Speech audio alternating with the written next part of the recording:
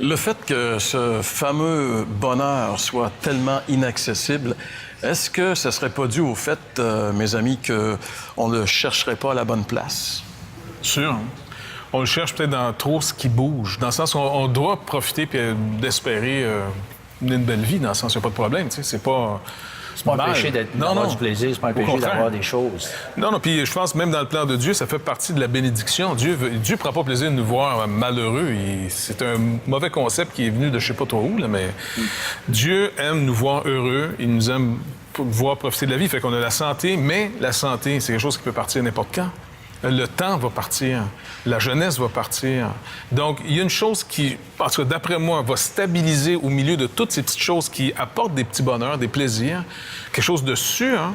C'est ça, faut que je trouve, parce que le reste, ça serait de capitaliser sur... Je sais pas, c'est pas intelligent de dire je vais m'attacher à quelque chose qui va passer. Oui. Tu sais, la soirée, mais la soirée va finir à un moment donné, la soirée. Oui, c'est ça. Les chrétiens devraient être heureux, tu sais. Normalement, tu sais, nous, on croit que ce qui va rester, ce qui est sûr, ce qui est solide, on l'a mentionné jusqu'à maintenant, c'est vraiment la foi que nous avons dans la personne de Jésus, puis dans sa parole, également ses déclarations, ses promesses.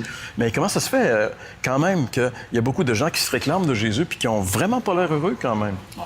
Bien, en fait, moi, j'ai rencontré justement quelqu'un récemment qui m'a frappé, un chrétien, et il a une maladie, sa vie est menacée sérieusement. Il n'est pas mourant, mais son cœur, ça va pas bien, puis le médecin, il a dit qu'il vivra pas vieux, là, OK? Et là, lui, je vois là, que son espérance est particulièrement vivante. C'est ça, là, sa vie. Là, même les choses autour de lui, il y a une belle maison sur le bord du fleuve. Je veux dire, il est super bien équipé. Mais je vois que c'est pas ça qui fait maintenant son bonheur. Il a plaisir de l'avoir.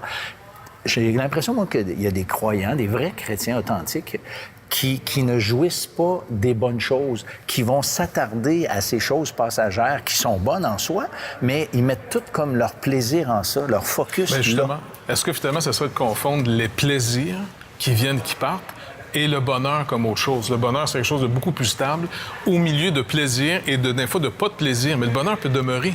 Ouais. Tu sais, on a vu des gens, justement, passer des temps difficiles, rester heureux, même si c'était pas plaisant. Exactement. Donc, il y avait quelque chose de plus. J'ai fait cette expérience-là. Moi, à un moment donné, j'ai eu un cancer. Puis oui, c'est vrai. pendant le temps, c'est que j'étais littéralement menacé. C'est mon meilleur temps au niveau de ma proximité avec mon Créateur.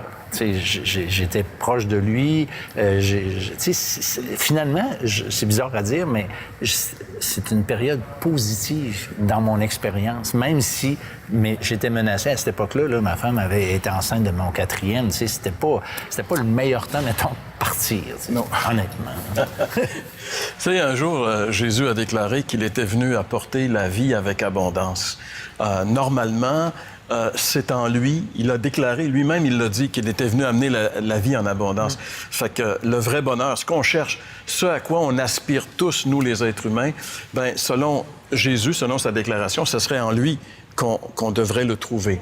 Alors, qu'est-ce que ça signifie vraiment, cette vie en abondance dont Jésus nous a parlé dans les Écritures? C'est de ça qu'on parle au retour. Vous avez des questions ou des commentaires sur ce que vous venez d'entendre? Contactez-nous par téléphone ou réagissez sur les médias sociaux.